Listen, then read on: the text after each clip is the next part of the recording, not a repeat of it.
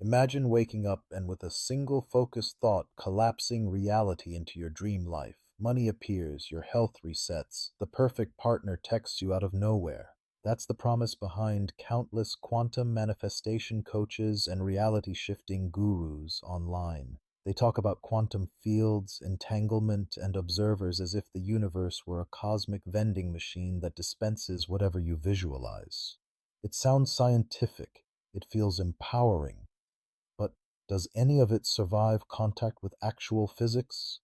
In this video, we're going to pull those claims apart, respectfully but ruthlessly. We'll explore what quantum mechanics really says about power, mind, and reality, and then rebuild a version of personal power that's grounded in evidence, not wishful thinking.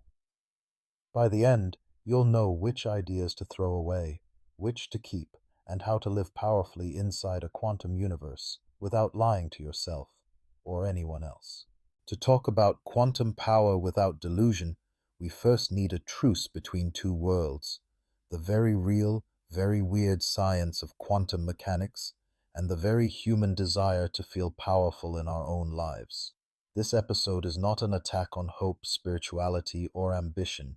It is an attack on sloppy thinking, fake authority, and people who use scientific words to sell you fantasies. Here's the plan. First, we'll clarify what quantum theory actually describes, without equations.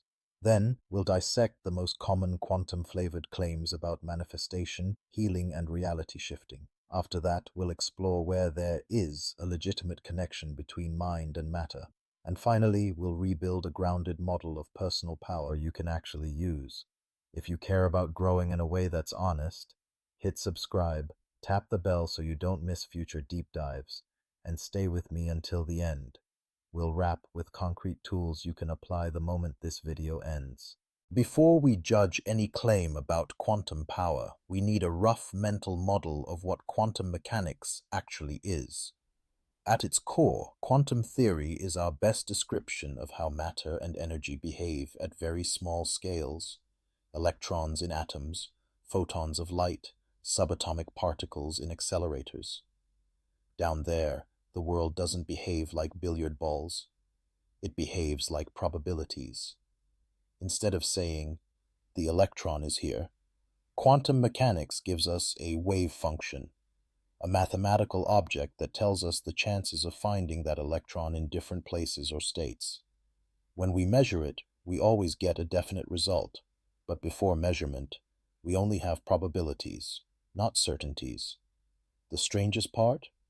Experiments force us to accept that reality at small scales is inherently fuzzy. Outcomes aren't predetermined by hidden information we simply don't know. Randomness seems baked into the universe itself. That genuine weirdness is where the pseudoscience sales pitches begin. So where does the word power enter the picture?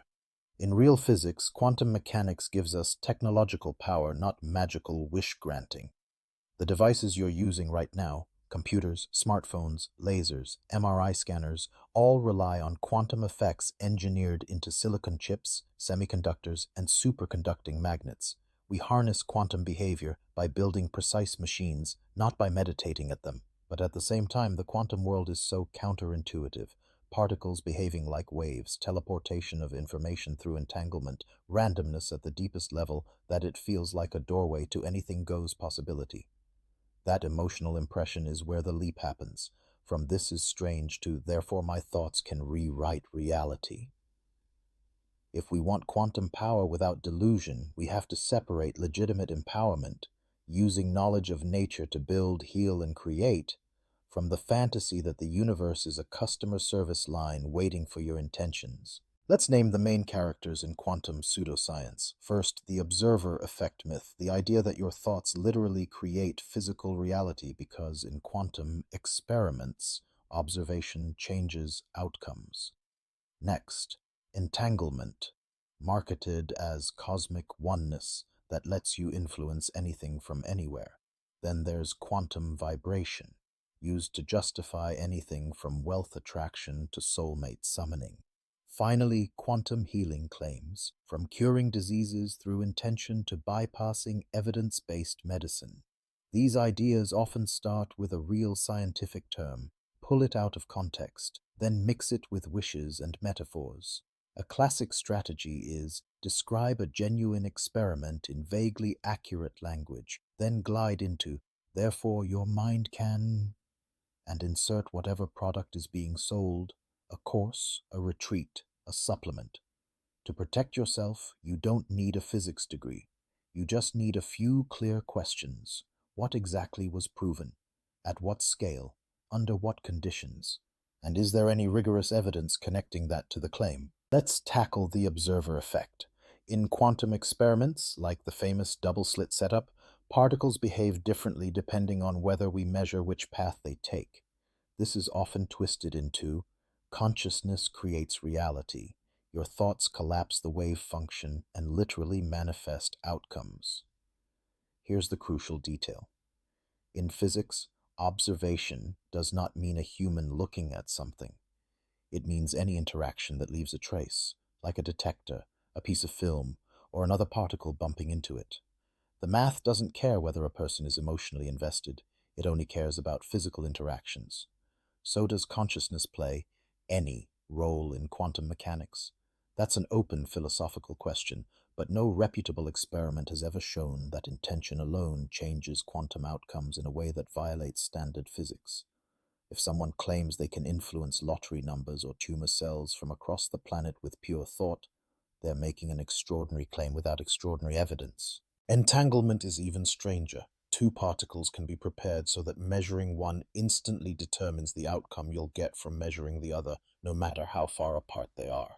Einstein called this spooky action at a distance. This genuine phenomenon is often rebranded as proof of mystical oneness, telepathy, or instant manifestation across the universe. But entanglement doesn't let you send usable information faster than light, and it certainly doesn't let you control events with your mood. You can't choose the outcome on one side and thereby force a result on the other. You only see the correlation when you compare notes later.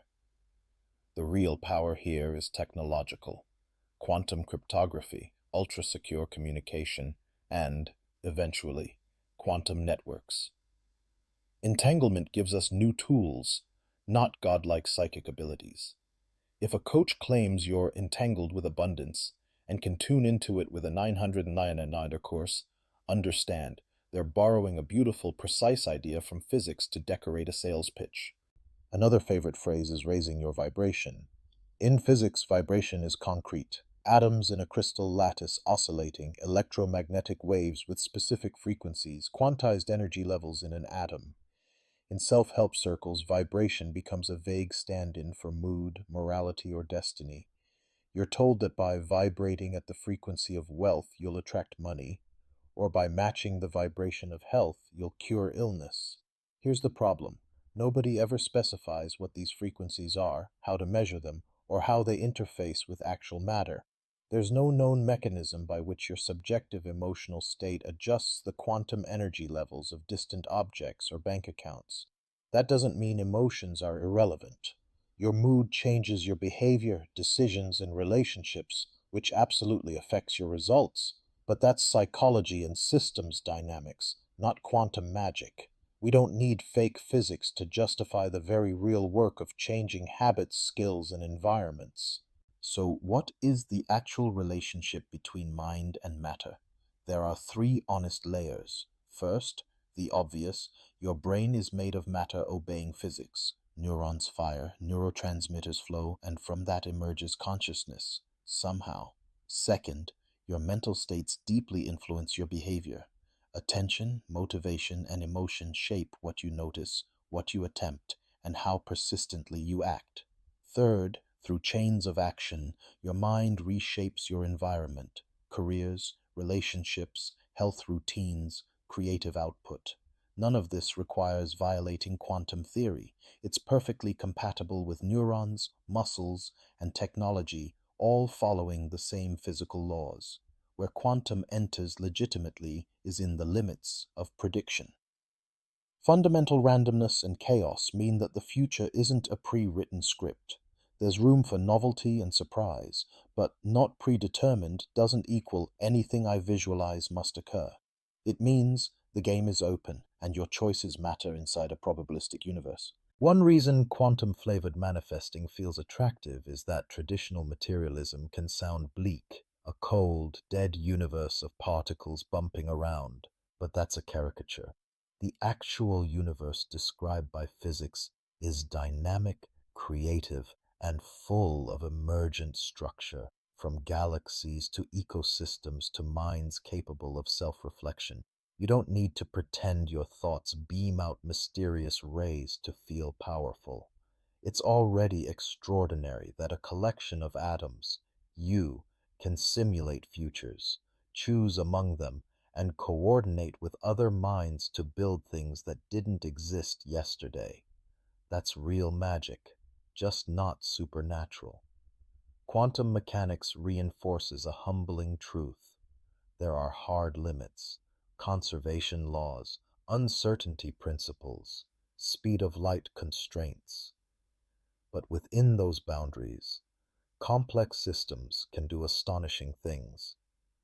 Planes fly, vaccines work, art moves us, and yes, people dramatically change their lives.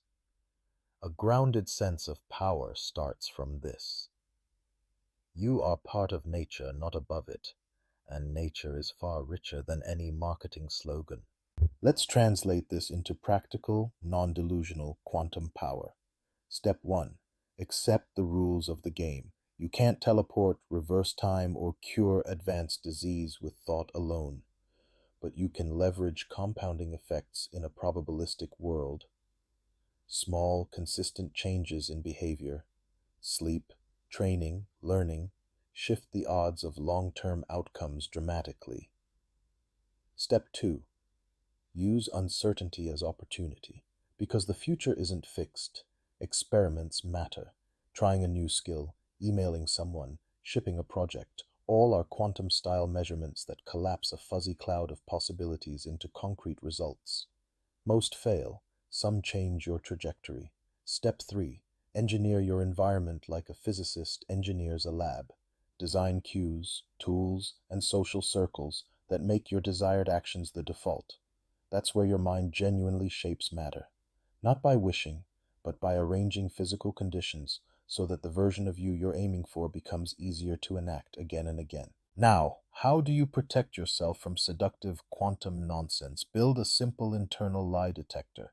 First question. Is the speaker clear about what is being claimed, or do they hide behind poetic language?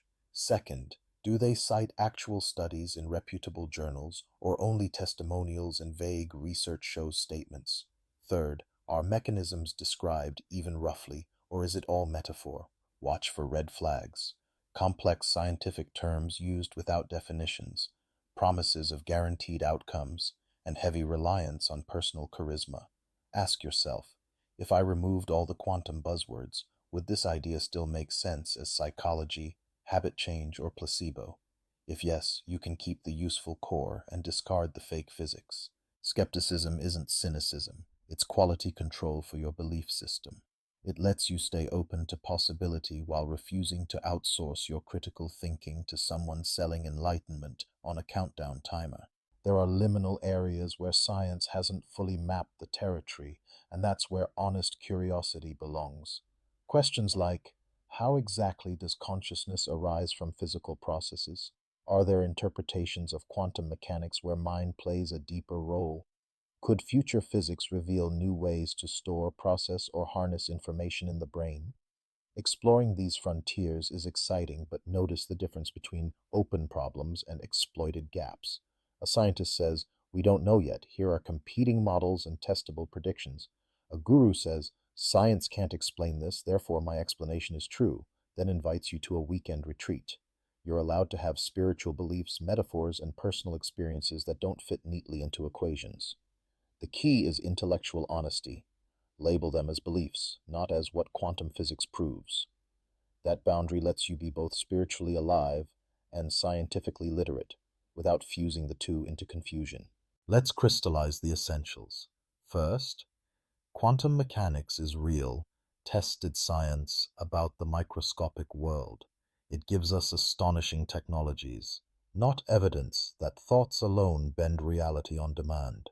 Second, popular buzzwords, observer effect, entanglement, vibration, are often ripped from context to decorate sales pitches. Third, your mind absolutely shapes your life, but through decision, behavior, and environment design, not spooky action at a distance. Fourth, uncertainty and randomness don't guarantee your desires.